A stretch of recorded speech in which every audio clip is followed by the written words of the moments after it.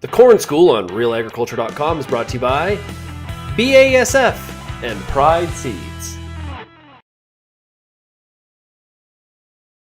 So we're in Neville Farms 300 bushel field down at Turkey Point. We're about 3 miles off of Lake Erie shoreline here. We're on a farm that actually also has tobacco growing on it, so it's pretty much a tobacco sand loam, if you want to call it that. Lots of irrigation underway in the tobacco, and yet this part of the field we're in a pretty nice spot. The field had good fertility applied, and the crop has stayed reasonably healthy through the last 6 weeks of drought.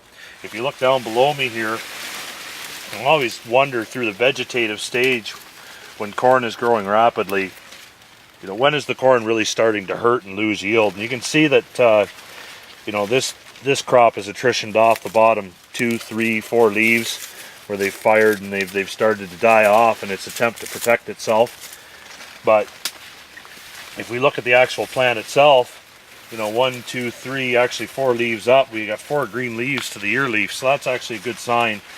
Usually through that vegetative, that rapid growth stage, we don't get too worried if we see a little bit of firing down below, as long as the leaf below the ear and then the ear leaf itself aren't firing up and under stress. We're still in pretty good shape for yield potential. I think, you know, I mentioned the fertility, but the other great attribute this year, we had a dry late May and June, and this has been the story just about everywhere, is just outstanding root mass.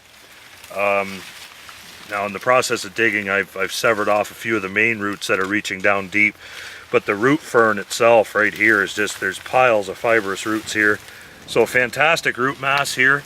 You know, it's picking up what available moisture that was there in the soil as we were struggling to get through the drought, and picking up fertility, etc. And as a result, we still got a fairly healthy plant.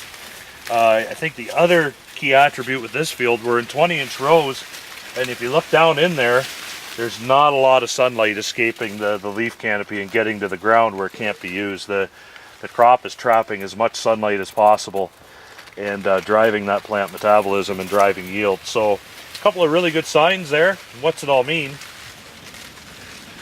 We did the pollination test there, and let's get him out of there. He's trapped between the swelling rows. But we've got pretty good pollination on that ear. We've got about 16 rows by 34, 35, 36 kernels long, somewhere in that area. So essentially, you know, we're going to have a bit of tip back in this crop, but there's what we have as far as pollinating grain on this particular ear and plant. So overall 16 by 35, I mean, this particular area of the field with good grain fill conditions, it's a 200 bushel plus crop, which through this summer is more than acceptable. So pretty happy to see that, really encouraged to see that this crop has weathered the drought of 2012 this well.